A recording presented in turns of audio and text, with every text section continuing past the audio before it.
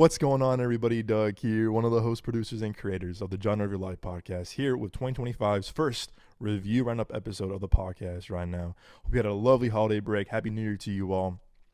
We have an exciting year of more content, more reviews, more episodes. We're trying to build out a lot more of the show this year. For again, as you know, we're doing the video element of the show now.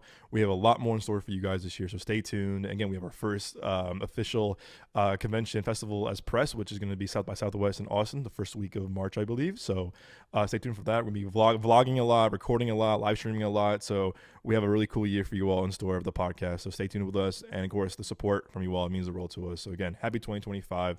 On this week's review episode, I'm reviewing two very different films. One is The Order, which I absolutely love, and Babygirl, which I have thoughts about, but two very, very different films. Polar opposites, if you ask me. Again, eager to review both of them on the podcast for you all this week. And of course, you can find the show on Spotify, Apple Podcasts, YouTube Music, Amazon Music, or your favorite podcast platform of choice. And now you see my lovely face. Our lovely faces last few weeks. We now have the full video show on our podcast, on our YouTube channel now, youtube.com/Midway Avenue Productions. Took us a while. Trust us, it was a work in progress for sure, but we are finally doing weekly video episode podcasts now. So stay tuned with us. And we're still learning video podcasting too. I'm getting the hang of a little bit with the editing and the post production, whatever. Hope the quality's been good for you all. But stay tuned. I know when we recorded the other location, the little echoey, but we're learning for sure. So bear with us for now. But again, guys, your support means the world to us. And again, we have so much in store for you all this year. And of course, shout out to all our friends and family in Los Angeles and the California area. We're praying for you right now. I'm so sorry that you're going through all this. It's so devastating with the fires. Please stay safe. Evacuate if needed. Find shelter if you can. There's so many resources available to you right now. But please stay safe. We're thinking about you all. Keep you on our prayers. So please stay safe, stay healthy, and stay well. Alrighty, guys. Like I said, I have two very different movies to review for you on the podcast this week. First is going to be, let's do The Order. The Order, I'm overdue because I saw this maybe a couple weeks ago, and then with the holidays, I got so bombarded with stuff and friends visiting, family visiting, stuff like that. So forgive me, but The Order. This movie to me, if you don't know, it's little indie film, I'll be honest with you. It's a little bit of indie film. Wasn't really kind of like, it was well received out of TIFF, I believe, this year, some of the other film festivals.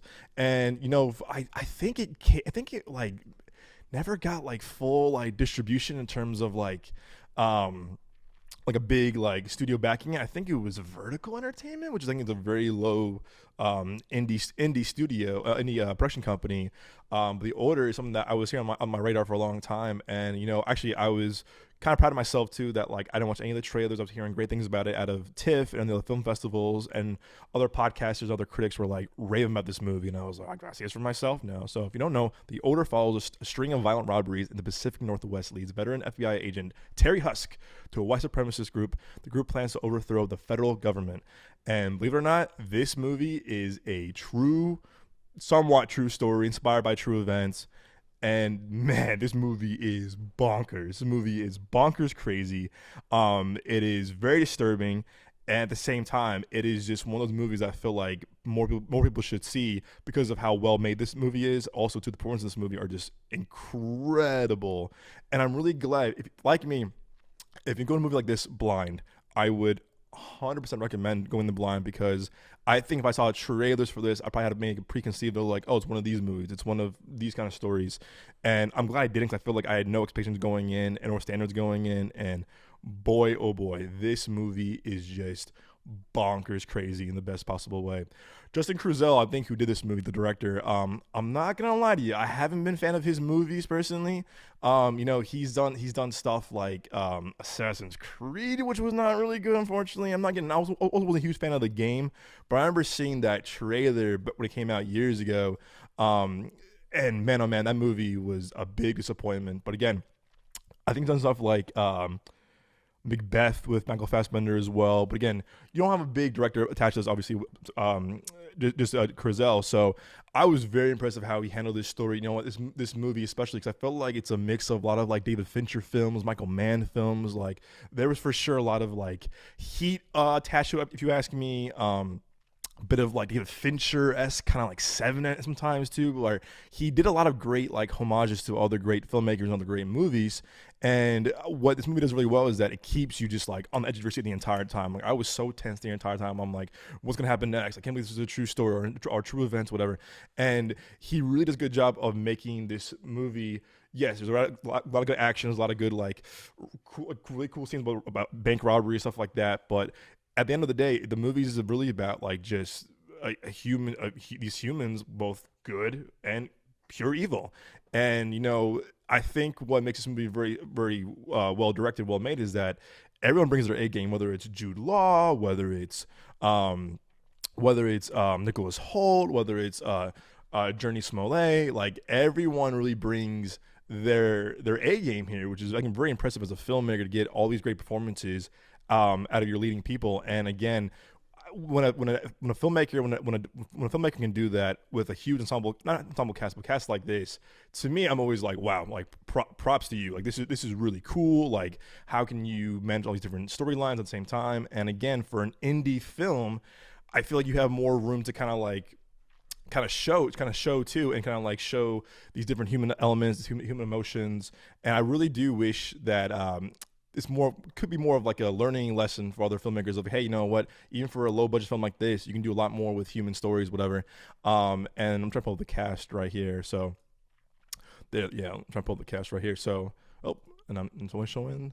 Bear with me, guys. Sorry, I'm still learning. I'm still learning how to share things on on Zoom. But I've been the cast from, again, Nicholas Hoult, Jude Law, Journey Smollett, what's my man name? Oh, Ty Sheridan. Like everyone brings their A game, and I do think the beauty of this movie kind of being a little bit under the radar is that a lot of these, unfortunately, a lot of these performances are going a little unnoticed. And again, I think it came out, I think maybe limited first and then expanded, like most of these indie smaller films do. And I think this movie came out, I want to say, oh man, I'm trying to think. Like it came out like, I think it came out like maybe the end of November, I want to say. Maybe end of November, maybe end of. I think it came. I really think it came out like end of November, early December, because it came to our market here in Phoenix like early December, I want to say. And unfortunately, it didn't do too well. I mean, again, it's the name of the game with some of these indie films, but man, it stuck with me for so long. Where I was like thinking back to like watching Heat for the first time, or watching The Town for this first time, or watching Seven for the first time. It's one of those films that had kind of a huge impact on you just because of like the disturbing nature of it all, but it just getting how well this movie is made, and also too the screenplay by Zach Baylin. Zach Baylin to me is one of these kind of guys kind of just like popped on the scene. Great writer. He wrote stuff like King Richard. He wrote The Creed 3. He wrote Gran Turismo. He also wrote, unfortunately, he co-wrote the Bob Marley movie, which I was really hyped for. That movie was not for me whatsoever. But it's kind of one of these kind of younger writers that kind of just like has found his kind of footing with great storytelling. I thought the screenplay in King Richard was fantastic, and then the screenplay he co-wrote with I think Ryan Coogler's brother was also very remarkable too. So this kind of guy, I'm kind of looking forward to seeing more as a writer. It's kind of those guys too. I feel like he's gonna become one of those like writers turned directors, kind of like an Aaron Sorkin in a way, because like his writing is very precise and very detailed and very kind of just very grand in its own way. I do think a lot of these writers that become directors kind of just like they learn by working with great directors. Like I think back to like Aaron Sorkin or whatever, or I'm blanking too, but on the names. But Aaron Sorkin's the one I'm thinking about because I'm thinking about like watching Social Network for the first time, and all his other movies, Moneyball, Steve Zalian, like he wrote that with Steve Zalian. Like I do like seeing writers become directors because I feel like they learn a lot from the people they work with as directors and producing partners, stuff like that. I'm trying to pull up this. How do I pull up this thing without making a scene? Hold up. I'm trying to pull up. Is this how I do it? Oh man. Oh, come on. I thought there was a way to like kind of like, just like scroll through scroll through with like showing like the same you're gonna see my whole messy flat my whole flash my whole thing right now. Bear with me. But where's Zach Baylin? There he is. But yeah, no one away again. As a filmmaker, again, like this is him. So I think as a writer, I've been really impressed with his work so far, and I think what he does here, again, you tell that he's been like inspired by other filmmakers that he's kind of grew up on and kind of like maybe mimicked from, or kind of just grew up watching or kind of studied or whatever. And I think his writing in this was very precise, but also very haunting. Cause I felt like, there's ways to capture really horrific things in real life. And sometimes it's done very with like really kind of just like it feels real. And sometimes there's like movies based on like real events or true stuff that kind of feel very like overproduced or over Hollywoodified. I do think that his writing is very, there's a kind of a whole kind of rhythm to it, if that makes sense. And I am looking forward to seeing what he does next as a writer. What is he writing? Oh, but also too, I got to give him slack though. I got to give him slack. I get some slack. I gave him some heat. Heat, no pun intended. He also wrote one of the worst movies of last year, which was the Crow remake. I don't blame him fully, but I believe he did like a page one rewrite, which means I think he rewrote the entire movie from scratch. Which again, I don't want to sound like, hey man, making a movie is hard. You wrote a Hollywood movie, but when people had an issue with The Crow regardless, and I'm like, oh, Zach Balin's a good writer. Like I'm gonna give him props, give him his due. And that movie to me was just a major disappointment and a snooze fest. And I was like, dude, like, come on. And also things coming right off of Bob Marley that he co-wrote too. And I'm like, dude, I was in your corner, man. But I'll tell you what, as a writer, I think he won me back over with this amazing script. And like I said, I'm looking forward to seeing what he does next as a writer. And I do think that he's got a good career ahead of him. And I think we're going to see him as a turned director sometime soon. So it's a matter of time. How do I? This is. How do I keep showing? How do I keep showing screenshots? I have I had all these images ready to go, and I'm like, oh man. So there's my messy hard drive. And there's Jude Law, and maybe it's not showing, but Jude Law, I do think Jude Law, this is probably top 3 best performance if you ask me. I was just because I grew up watching Jude Law movies, from Sherlock Holmes to The Holiday, to what's the one he did with, was it AI he did with Steven Spielberg? Yes, AI. Yep, that one. So I mean, again, to me, growing up, I mean, his movie. I mean, my favorite movie of his growing up was definitely Sherlock Holmes. I thought he was cast. I thought he was a good cast for Dumbledore, but I feel like they didn't really do anything with him in those movies, and I was like, oh man.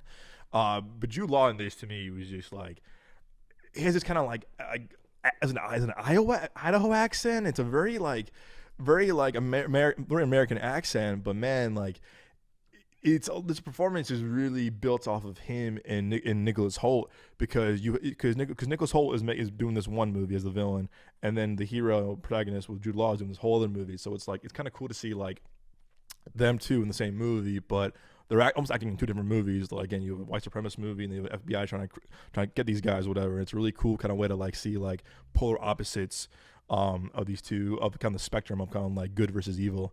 And I thought he was just remarkable in this, to a point where I was like, Jude Law, man, you are a good fucking actor, my man. So I really do, I'll give him his flowers for that. But again, it's one of those movies, unfortunately, that no one's really talking about. And I was kind of hoping maybe get some kind of like Golden Globe or SAG-AFTRA or People's Choice, and I think this movie didn't have that much of an impact or have much of like a say. Also, he's good in comedy. I think back to like Spy. He's really funny in Spy. So he's kind of one of those chameleon actors that can do action, he can do drama, he can do kind of like spectacle, he can do more, he can do thriller, stuff like that. So it's really cool to see like him do like different work as a versatile actor. But again, how do I pull? Man, I'm so sorry, guys. I'm trying to pull up these images, and it just won't let me. How do I do? Let's see. Can I do this? Nope. Okay, that's not working either. But Nicholas Hoult, the man of the hour, the villain, I'll say. He is truly terrifying in this. And as someone who grew up watching Nicholas Hoult movies too, I think when I first saw him was, I must have been X-Men when I was in like middle school, and he's one of those one of those actors that can really just like kind of you can like, you see him lose himself in these roles, And I thought he was a great choice for Beast, Hank, in the prequel for X-Men First Class.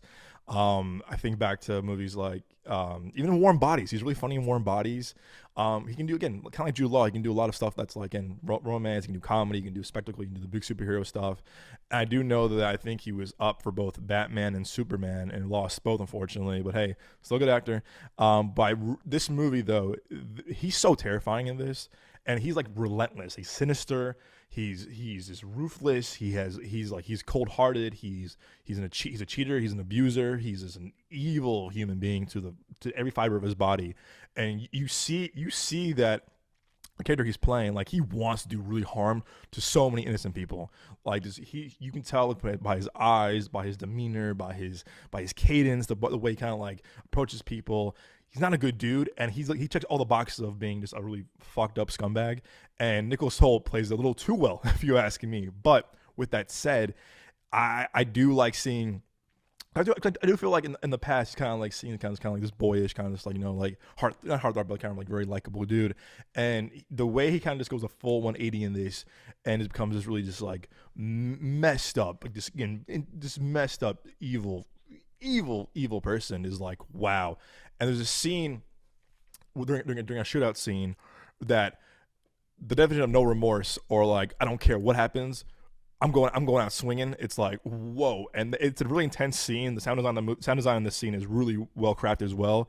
But like, you would think other villains would be like, oh no, like this is where it ends, this is where it goes for me. He's like, I don't care. Like, he does not give a flying fuck about anything. And you're just like, oh my God, it's ruthless. It's a really ruthless performance. But seeing him in this makes me very excited for his portrayal in Lex Luthor in Superman. That, to me, I cannot wait for, because I'm like, oh man, this is going to be just really cool. There he is. I can't wait for see him as I can't wait to see him as Lex Luthor, because man, he's just menacing to the highest T. And again, there's a scene right here I'm talking about. If you can see it, hopefully it's showing. Man, to me, it's like, this performance is it's ruthless, and it kind of has like, you're sitting there like, kind of like, as an audience, you're like, what is this guy? What like, how messed up is this person? And Nicholas Hoult really shows of like how messed up he is as a human, as a character, as a human being. But man, he plays a villain very well, and I wouldn't mind seeing him more villain roles. Like I said, I'm really looking forward to seeing him as Lex Luthor. I think, because I had thoughts at first. I was like, and he was kind of like a likable. He's kind of like a bit of a pretty boy douchebag in The Menu as well.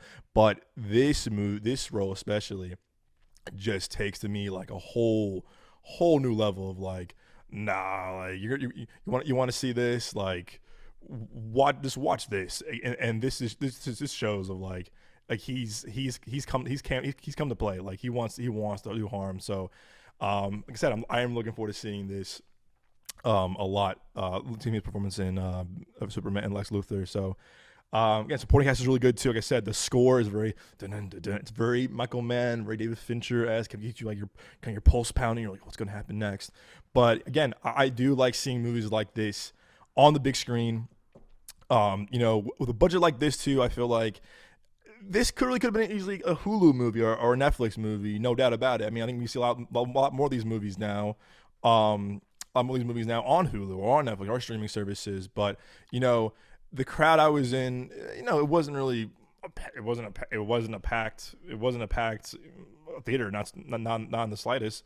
But man, I think this movie was just really, it stuck with me. And the performances, like I said, you can tell this movie is just it's a true story. It takes from Michael Mann, David Fincher, the movie The Town, a lot of great films. So if you can watch it now, I think it's probably on streaming soon. I would recommend. I would say.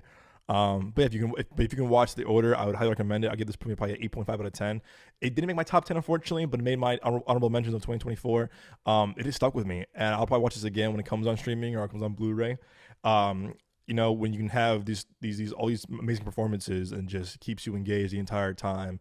Like I said, it's brutal. It is brutal. It is very disturbing. It's gonna you probably feel a pit in your stomach where you're like, oh my gosh, don't do that. Oh my gosh. So yeah, definitely definitely put The Order on your list for sure. It's a remarkable film. I do think that I wish it got a little bit more recognition, but at the same time that I'm really happy that it got the theatrical release, because it was one movie that I'm glad I saw on the big screen, despite not being well put out in theaters and stuff like that. So definitely check out The Order. Alrighty, my friends. So next on the docket is a movie that I told you is very different from The Order, in the most polar opposite way, and that is A24's Babygirl. Babygirl is one that's causing a lot of attention, not like controversy, a lot of attention. This holiday season came out. I believe it came out on Christmas. And Babygirl it's another A24 movie. If you know A24, doesn't hold back with them in terms of their storytelling and their filmmaking, obviously, which makes them so kind of like very put them on the map, because they gave their filmmakers carte blanche, like, hey, go crazy. But Babygirl follows the story of a high-powered CEO that puts her career and family on the line when she begins a torrid affair with her much younger intern. If you're saying to yourself, that kind of sounds almost a little bit like Fatal Attraction, you would be correct, because this movie is the watered down version of Fatal Attraction. This movie did not work for me, unfortunately. Helena Rain, who did this, she also did we called Bodies back in 2022, which I also wasn't really crazy about, if you ask me. Bodies kind of one of those like it was one of those, like, came out, I think it was like a South by Southwest, funny enough. Kind of like one of those like festival movies, like, oh my gosh, like you got to see this movie. This movie's like bonkers crazy. And I remember seeing it with some friends. I think kind of came, also A24. I think it kind of came and went a couple years ago in theaters. So we watched it, I think, on HBO when it came out, or whenever it came on HBO, whatever. And saw some friends watching it at home, and I was like, I think I was the only one that was like, it was all right, I guess. I mean, it was definitely like clever in its own ways, but I thought it was a little too, like, not pandering, but it was too like, oh, look, it's a TikTok era of movies. And I'm like, okay, like I get it. It's the time. TikTok is huge right now in the past couple of years, but I kind of wanted. I think I'm more like I'm a big sucker for like whodunit, whatever. And I was definitely engaged for half the movie, but then it kind of just lost me, where I was like, it's not really for me. But I would definitely watch Bodies over Babygirl probably 10 times out of 10 at this point. But again, I do appreciate Helena Rain doing original filmmaking, and there's my dog Blue, doing original filmmaking, because I feel like, again, it's definitely easy to do, kind of like, again, as someone who loves IP movies and, movies based off existing properties, whatever. I thought Helena Rain definitely has a voice of interesting and very unique storytelling, and what I think she does very well is that she definitely has a love for cinema. Like, you definitely tell, like, about early about Justin Chazelle in The Order, that like she definitely has a love for like Fatal Attraction, that's like 80s, like kind of like the sexy thrillers, whatever. So you can tell that she brings a lot to the table as a filmmaker and a writer. And try to pull up, there it is. Filmmaker, and I've heard her on other podcasts. She loves movies. She's really enthusiastic about movies, which I admire a lot. And a filmmaker and as a writer as well. But for some reason, this movie just didn't work for me. I just felt like, excuse me, I was watching a very watered down version of Fatal Attraction mixed with a show called The Teacher. Teacher was a show on Hulu, which I believe was also a short film originally that was adapted to a miniseries on Hulu.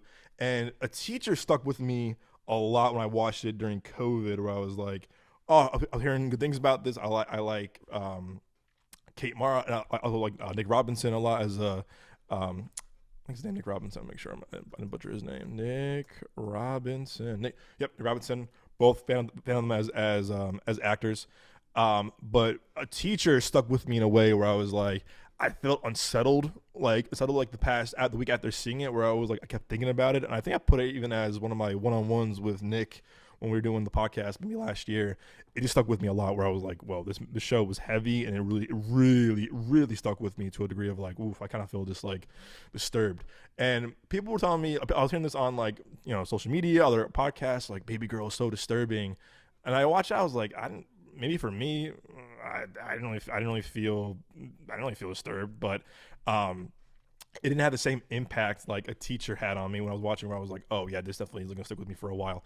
And like I said, though, it is a mix really of fatal attraction and a teacher. And there's right there a teacher, which I think watching Teacher is definitely worth watching. It's a really it's definitely a slow burn, but it really packs a punch.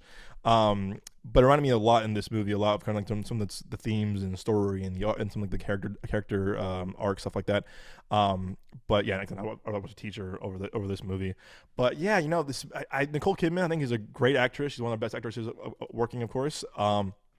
But this it just felt like, I mean, her and I would say her and Antonio Banderas are really the two best things about this movie. I'll be honest with you, and watching them is like you're watching two just amazing actors, do their thing, but everyone else just felt so one dimensional and so like just bored out of their mind. Harris Dickinson, who plays the intern that she's having an affair with.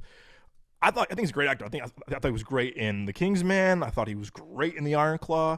The whole movie, I was like, he seemed so bored out of his mind. I'm like, dude, do you want to be here in the first place? He seemed just so kind of like, yeah, sure, yeah, I guess, cool, like, yeah, I guess. Like he really had, like, to me, I was like, dude, like, do you did you read the script? Like, do you want to be in this? Did you want to be in this movie? And I really thought that there'd be more to his character. There really isn't. He's kind of just like a guy that wants to like hook up with the CEO because like, oh yeah, I have this thing for, I don't know, thing for older women or whatever, and it just didn't work. And the chemistry was sort of there, but it just felt so out of place, and it just felt very manufactured, and it was just like, all right. So I don't know. I was disappointed because I'm a fan of him as an actor. That like he's one of those kind of rising actors. He was getting great in the Iron Claw. Again, watch the Iron Claw. He's phenomenal in the Iron Claw.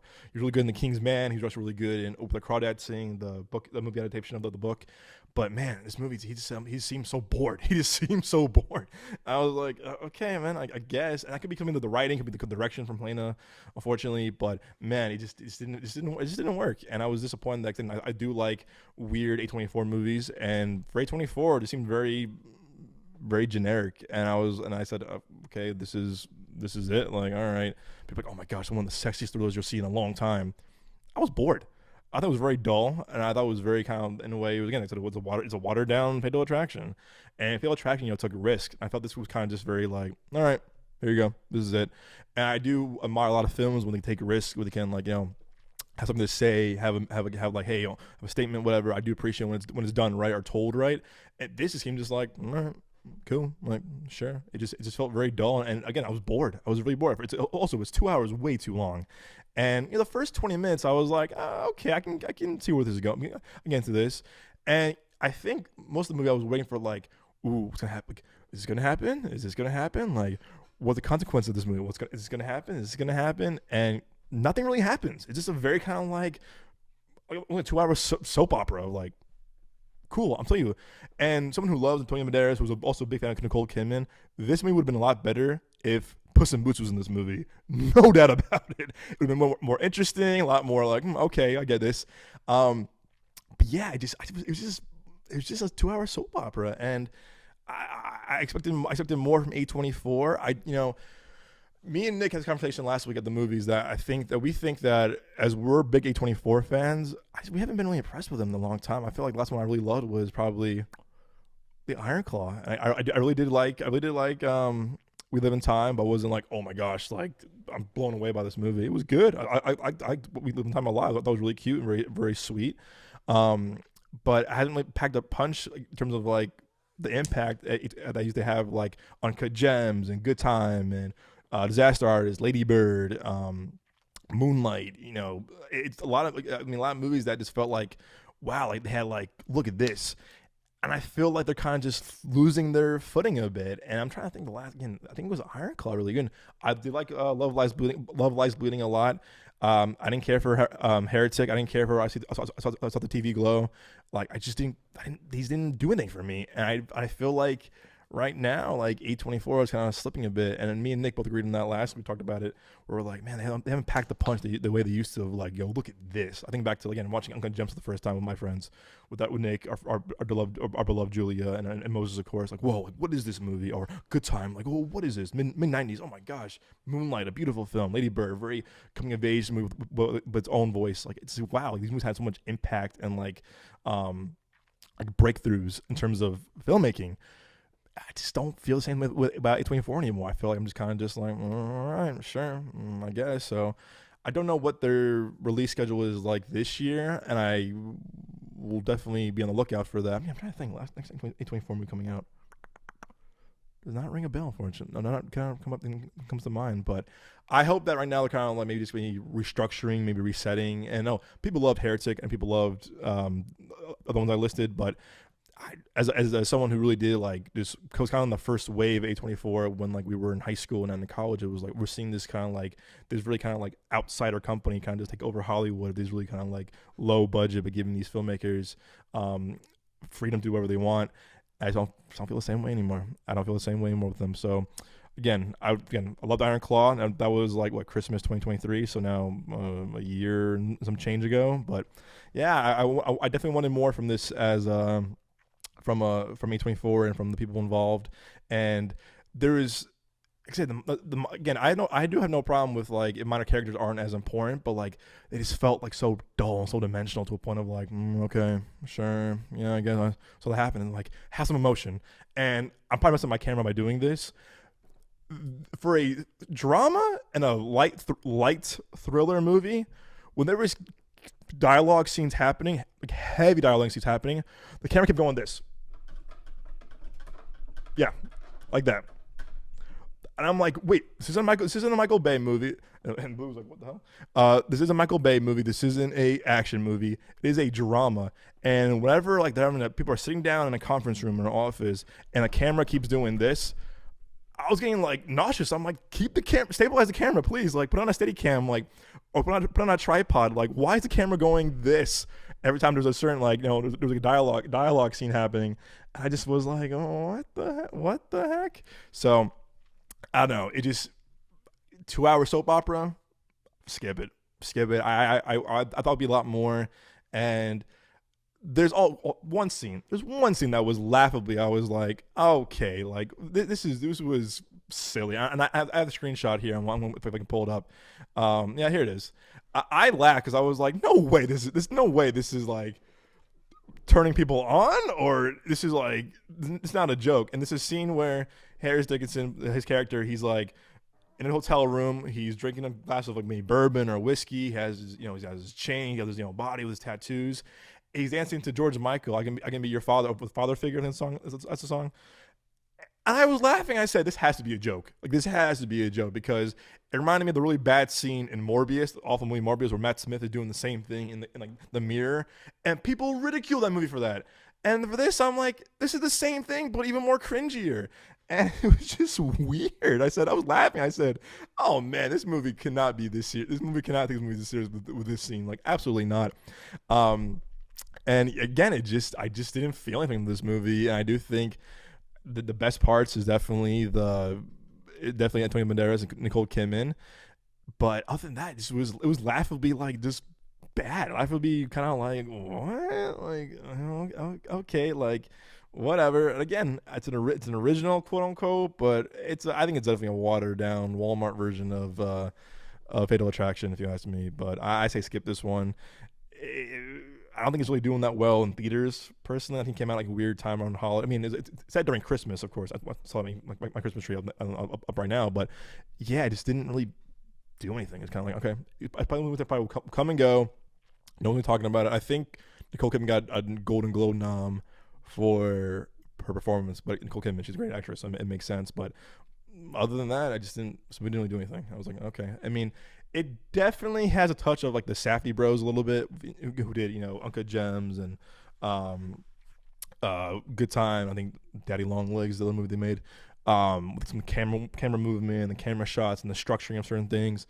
But and then also the whole New York vibe, but it just didn't go anywhere. I was like, okay, I was waiting for something to happen, and it was just like, no, there it is. Like, oh, okay, so I kind of wasted 2 hours of my life. So, I said 2-hour soap opera. I'm giving Babygirl a 4 out of 10. No. I think I'm giving it a 3 out of 10, because I did appreciate Nicole Kidman and Antonio Banderas. Like I said, if Puss in Boots was in this movie, this would have been a lot better movie in a heartbeat. But yeah, guys, skip Babygirl. It's not worth your time. didn't have much, but dude, the trailers kept intriguing me. I kind of laughed at the scene of like him making her drink the glass of milk. I'm like, what is this movie? I said, what is this movie? Like, what's going on here? But I would be lying if I said that I'm not looking forward to seeing what Helena Rain does next as a filmmaker. But there's Ray. I'm trying to pull.